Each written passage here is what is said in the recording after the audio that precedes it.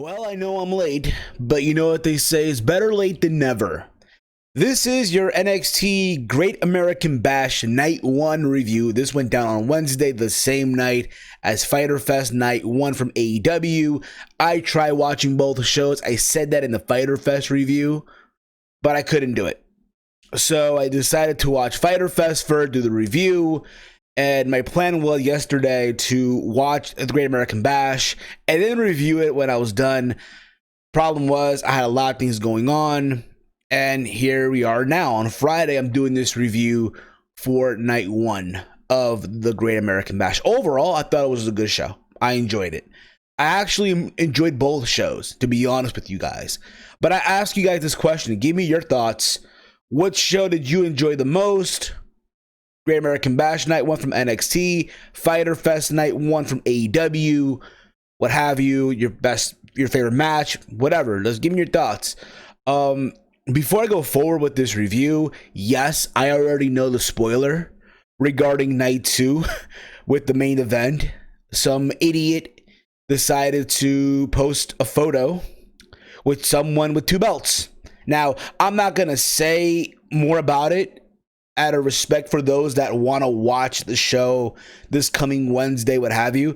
But I think it's safe to say that going forward, in WWE that is, right, that they'll be confiscating cell phones from the trainees that are going to be the crowd for all these tapings. I think that's safe to say. Think about this, right? If you're Triple H, right? You're Triple H. You beat AEW in the ratings twice, 2 weeks in a row. And then you find out that someone within your facility, someone within your, I guess your trainees, right, that are trying to train to be on NXT down the road on television and shit like that, ruins it. Spoils it and shit. But again, we'll see what happens with that. I think it was stupid, but at the end of the day, let's see how all this whole thing plans out, or pans out, if you will. Also, yes, I did mention that NXT beat AEW in the ratings this week. The numbers were in, per Brian Alvarez. AEW scored 748,000, while NXT did 792,000. I mean, still, both numbers, when you think about it, right? Yes, NXT won all the fuck you want, but they're still not good. I'm sorry. What the fuck are we celebrating here? Like, if you're an NXT fan, if you're an AEW fan, I want to ask this question to you. What the fuck are you celebrating? These numbers are still low in my eyes. Like, people talk about, oh, we're in war. We're in a fucking war. Do you guys listen to what the fuck you're saying? I asked that question. I seriously want to know. Do any of you, seriously, sit there and ask yourself, hey, what war are we really in? Like, yo, listen, if pro wrestling in 1996 through 99, right, were to look at this right now, at this quote-unquote Wednesday Night Wars, they would laugh at everybody.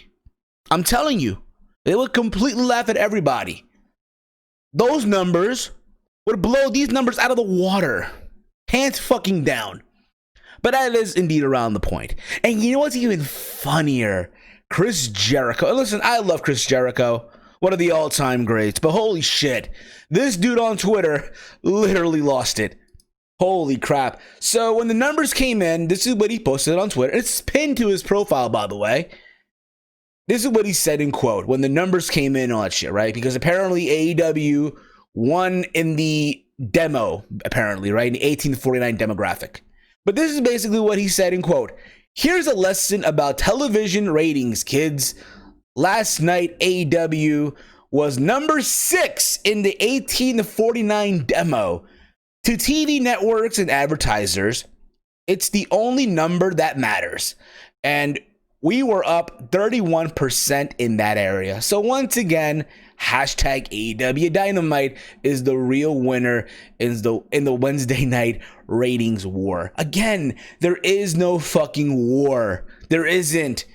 And for him, again, someone that I respect in the wrestling business, who I've been a fan of for so long, right? Someone that is a part of my wrestling childhood, to go on Twitter and just say that, oh, but we were number 6 in the fucking demographic. Guess what? No one remembers number 6. I'm just saying that right now. Like, imagine a tournament, right? Can you imagine the World Cup, right? No one remembers fourth place.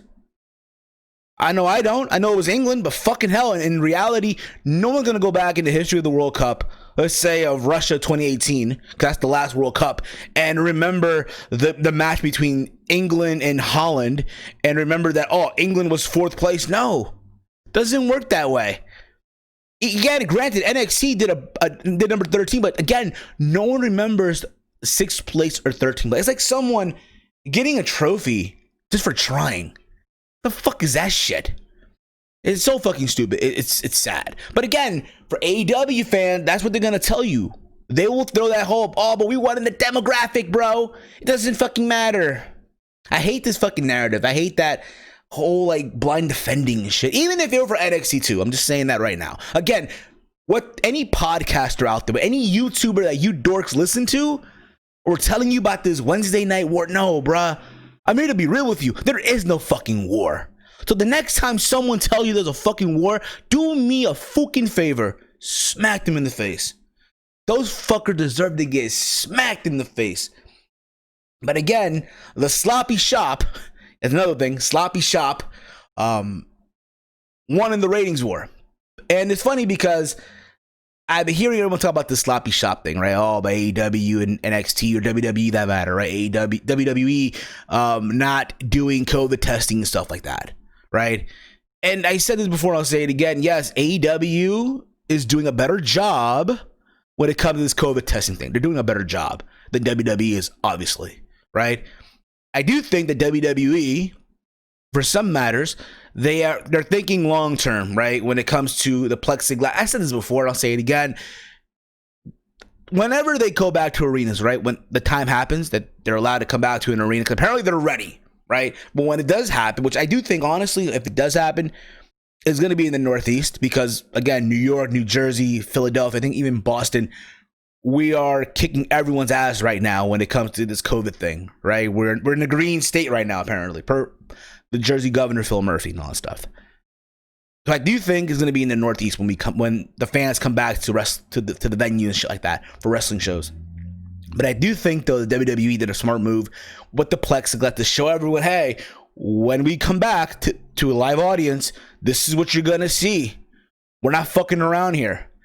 And people are also been upset about AEW and the fact that they're not doing social distancing. No one's wearing masks in AEW. To my understanding, to be technical with it, right? Daily's Place is in a outdoor environment where technically, if you're outdoors, you do not have to wear a mask. That's the reality of it. Oh my God, that's fucked up. How can you say that? No, technically, when you're outdoors, you don't have to wear a mask. I'll be real with you guys. When I'm outdoors, I don't have a mask on. I have it in my pocket. Whenever I go inside of a building, I'll put it on. But once I'm outside, I don't wear a mask. I see people put the mask between their ears, they have it right here, what have you. But me, honestly, no, I don't wear a mask outside. Oh, see, how could you do that? Just being honest here with you guys. I'm not going to lie to you. But that's either around the point. But again, also the fact that they're allowing fans to, that being AEW, apparently they're just getting their temperature checked because, again, to do a COVID test is a lot of money. My job, where I work at, does not do COVID testing. They just check our temperatures. Have you been sick? We say yes or no, and then they let you in, right?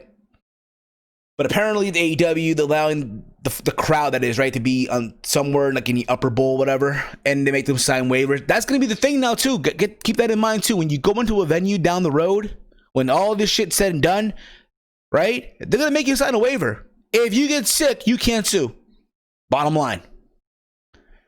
So there's that. Anyway, I know I rambled on here for a little bit, but again, this whole sloppy shop thing, I guarantee you, because AEW, and they'll make anything for merchandise, there will be down the road a sloppy shop t-shirt. I guarantee it. And a lot of the toxic AEW fans are going to buy the shirt because they love to do that. They thrive off that shit. Could they go cop the merch? I'm just saying, but that's indeed around the point. Anyway, Great American Bash, I thought overall was a good show. If you ask me my thoughts, which one was better, I enjoyed Fyter Fest. I enjoyed Great American Bash. I thought Great American Bash was more organized To be honest, I thought the set was good. Granted, Fighter Fest had to do the whole tropical thing too with the babes and shit like that. NXT did the whole cars. I thought was cool too. I thought their card was very good too, right? You had a good fatal four-way between the four women of Tegan Nox, Dakota Kai, Mia Yim, Candice LeRae. You had an amazing, good back and forth match between Timothy Thatcher and Oni Lorcan. You had a good strap match between Roderick Strong and Dexter Lumis. You also had a okay handicap match between Rhea Ripley versus Robert Stone and Aaliyah, Chick Kick 21. Yeah, believe it or not, at one time, that girl was a YouTuber. Yeah, believe it or not, if you will.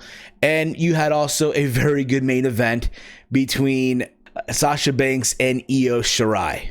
All that and more, okay? So the show kicked off, like I mentioned, with the Fatal 4-Way. The winner would obviously get a future title match against Io Shirai. You had Dakota Kai versus Tegan Nox versus Mia Yim versus Candice LeRae. Again, I thought it was very good.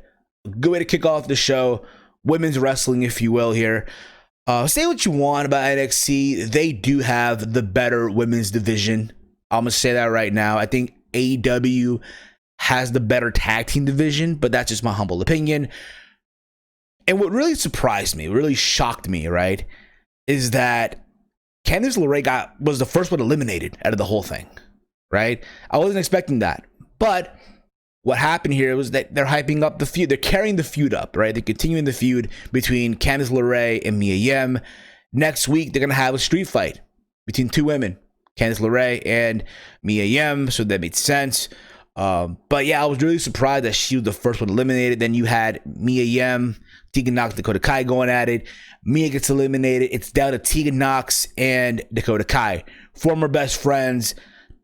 Dakota Kai turned on her a while ago during TakeOver War Games, and the feud happened there. They had that good match at TakeOver Portland, that street fight, and everything about it was very well done. Just the good back and forth. It went for a while, and eventually was all said and done. Tegan Nox got the win with the shiniest wizard kick on Dakota Kai. And with that being said, Tegan Nox now goes on to face Io Shirai at a later date for the NXT Women's Championship. Likely she will lose, but again, the story is great. Here's someone in Tegan Nox who was supposed to originally win the Mae Young Classic when it first started out, right? She got hurt. I don't even think she even made it to the tournament, but she got hurt, right? And then in the second Mae Young Classic, she was in the tournament. She gets hurt again. Sideline once again. Career in jeopardy, right? It's a good story. She comes back. She rehabs. She teams with Dakota Kai, who was also hurt at the time. They form Team Kick. They go to TakeOver War Games. Dakota turns on her. It's the whole thing. Best friends, better enemies, right? Good friends, better enemies, almost type of thing. And here's Tegan Nox in this comeback story, now getting her opportunity. It should be a fun match. I do think so. Likely it'll happen on television, not at a TakeOver, and I'm fine with that too, okay? But it should be a very fun match. From there, we get, if I can go to the list here, here we go. We get Timothy Thatcher versus Oni Lorcan. And I said this before, these two guys went out there and just beat the holy fuck out of each other. Holy crap. Chops, submission holds. They could have gone the whole night if they wanted to, when you think about it, right? And the crowd ate it up. Basically, if this was like a Ring of Honor match, right? The whole continuing chops and finishes and near falls, this was it for you. This was it, basically. But it was all said and done, though. They had Timothy Thatcher pick up the win. He locked in the Fujiwara armbar on Oni Lorcan. Oni tapped out, but Thatcher kept the hold in. But what's good about this too, yes, the right person won. They referenced the fact that, hey, two guys that have traveled, they've been places to hone their craft. I think Thatcher, they mentioned the fact that he trained in the Stu Hart dungeon. I think Lorcan trained with Lance Storm. They talked about how also Thatcher traveled places as well. He trained with Josh Barnett, who was trained by Billy Robinson many, many years ago. So again, all that was cool. And the fact that they're doing these vignettes where Thatcher is teaching people submissions and stuff like that. So it made a lot of sense to have Thatcher go over here. We get a video package of Karrion Kross with Scarlett Bordeaux, hyping them up. So there's that. Likely he's next in line for NXT Championship, but we'll see how that goes too. From there, we get the handicap match. Rhea Ripley versus Robert Stone, aka Robbie E, the former Robbie E, and Aaliyah, Chick Kick 21. I thought it was okay. I know a lot of people were like, oh, this is a waste of time, a waste of a waste of Rhea's talents. She deserves better. I get that. However, I do think, though, hey, you show her dominance here. She's beating up a dude. She's beating up Aaliyah. Aaliyah's finally getting TV time. Granted, this show was like sort of a takeover in a way on a smaller scale. A lot of people were not big on the Robert Stone. He was a goof, what have you. Again, if you watch his stuff in TNA when he was Robbie E, you're used to it. You're used to it, basically. I know I was already used to the whole thing. Apparently, and I don't know if many of you caught this or not, but apparently Robert Stone is supposed to be a parody of Tony Khan. If you look at both of them side by side, they look so alike. It's like you can't even miss it. Just saying, you can't even fucking miss it. But again, this match for what it was worth, you know, Rhea Ripley. I'm fucking going all over the place today. It's fucking Friday, okay? I'm going to the mall after this, so there's that. I will have a mask on for that, by the way. Rhea Ripley took some bumps here as well for Aaliyah. That was cool to see too. But when it was all said and done, fucking hell, Rhea Ripley, god damn, a lot of women on this fucking night one. Holy shit. Rhea Ripley locked the prism lock, if you will, on both Aaliyah and Robert Stone, who was dressed in boxing attire, basically the boxing short, the boxing boots, the hands taped up. He came out in a boxing robe, right? And I think Robert Stone tapped out. Yeah, Robert Stone did tap out. So there was that. She beat two people. It was fine for what it's worth. You get her on the show. Granted, it could have been better, right? But it is what it is. You can't win them all. So there was that. From there, we get Dexter Lumis versus Roderick Strong in a strap match.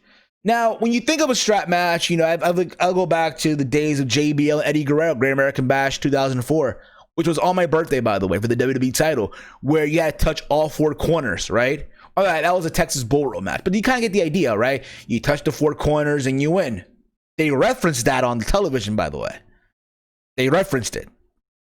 And I thought this match, for what it was worth, I enjoyed it. For what it's worth, here's Roderick Strong trying to overcome his fear of Dexter Lumis, who's in his head, obviously, right?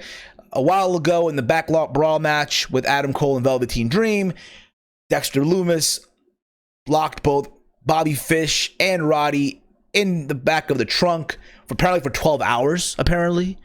Don't know the legitimacy of that, but yeah, that's the thing. 12 hours locked inside of a truck, or back of a trunk, if you will. So there's that. And last week they had Roddy try to overcome his fear, but he ran fast as hell. Get the fuck out of there, basically. But for what they did here, again, I enjoyed it. Roddy, at the beginning of the match, they tried to put the strap on his hand. He was not having it. He started beating up Dexter Lumis, and Dexter had his way too. Good back and forth. Good back and forth. The crowd was into this. If this was a takeover match, this would have been awesome, I think. There's a moment in the match where Bobby Fish gets involved. He kicks Dexter Lumis. He tries to get involved as well, but he gets hit by the strap. And eventually, Dexter Lumis does pick up the win. He locks in the rest hold, and Roddy taps out. So Roddy loses. Dexter gets the win. Likely, this feud will not end. It will continue going forward, which I'm fine with too. I don't have an issue with that. So we'll see where that goes. We get an awesome video package that I thought was fucking amazing of Adam Cole and Keith Lee hyping up next week's match, winner takes all on night 2 of the Great American Bash, right? Here's Keith Lee, who came into NXT and the world was up in the air for him, right? All these moments that he's had. You think about it, right? Survivor Series, right? Hanging in there with Roman Reigns and Seth Rollins being the last person from Team NXT before he got eliminated, right? Then the Royal Rumble. He was in there with Brock and he knocked Brock down, right? And they talk about his title defenses, defending the North American Championship, and how he always had his eyes set on Adam Cole and the NXT Championship. He put over Adam Cole. How his reign is even legendary, dare he said. And then you had Adam Cole too, talked about how all these moments wouldn't have happened if it weren't for Adam Cole and all that stuff. Again, I look forward to their match. I know some idiot spoiled the result already. It is what it is. I look forward to seeing the match. And I mentioned this in the beginning of the show, at the beginning of this review. Likely, going forward in WWE, in the sloppy shop, right? They're going to start confiscating cell phones. Likely that's what's going to happen. But again, I thought the video package itself was amazing. It makes you want to watch next week. Likely, I could be wrong on this, because again, night 2 for both Fyter Fest is also stacked as well as night 2 of the Great American Bash. You look forward to seeing, you make your pick. What do you want to watch? Make your fucking pick. So there's that. We get also a Legado de Fantasma, right? Between, it's basically King Wild, Raul Mendoza, and Santos Escobar. I almost butchered his fucking name, by the way. Who was a cruiserweight champion. They talked about how Lucha Libre is not being respected. All we see now, all these flips and this is not being taken serious. How they are going to take Lucha Libre and the art of it and making it respected again. It's like they're taking jabs almost at Lucha House Party, and you know that they are. Like, you know that they are, but it's like, come on. So there was that, and then out came Drake Maverick with a neck brace on. He's trying to fight off Santos Escobar. You guys beat up.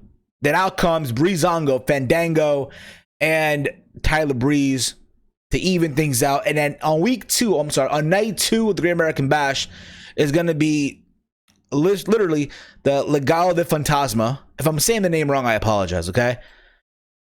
Versus Drake Maverick and basically Breezango. That's fine. Something for them to do, that being Escobar. He's not putting his title on the line. Likely they will win, but we'll see what happens. Then we get the main event.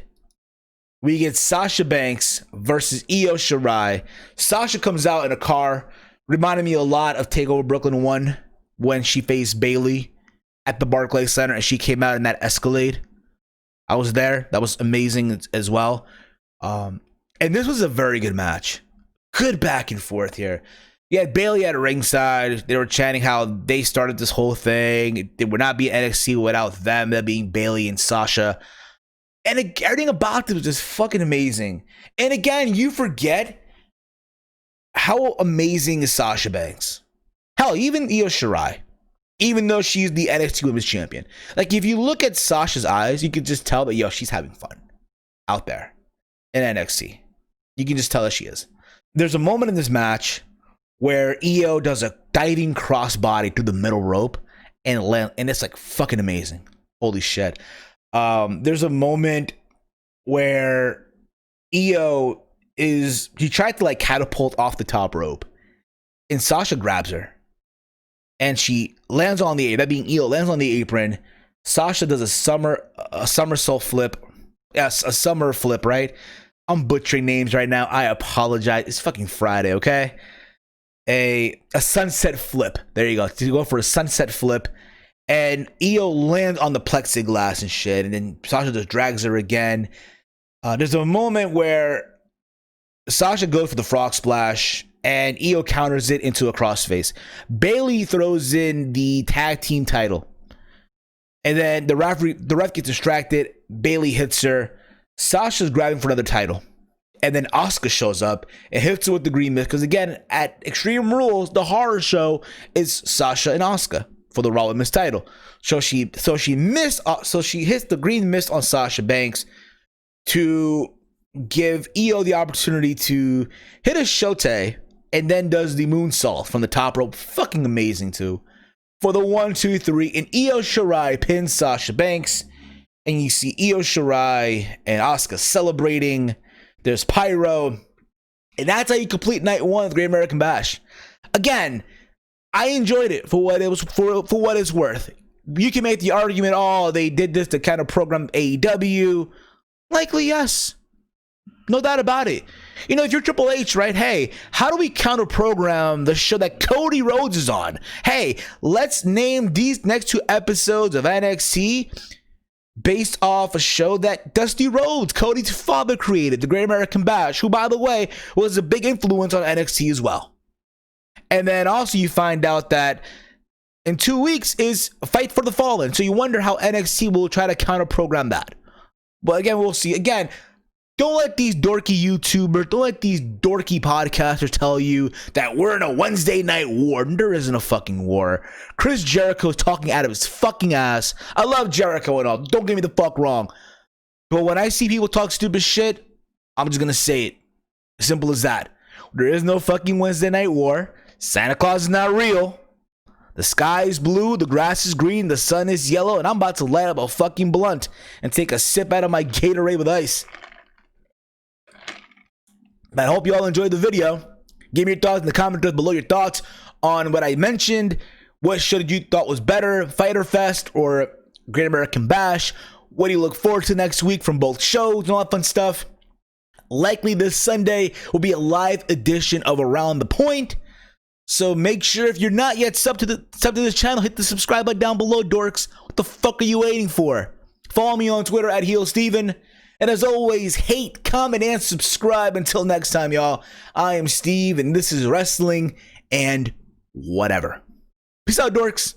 I'm going to the mall.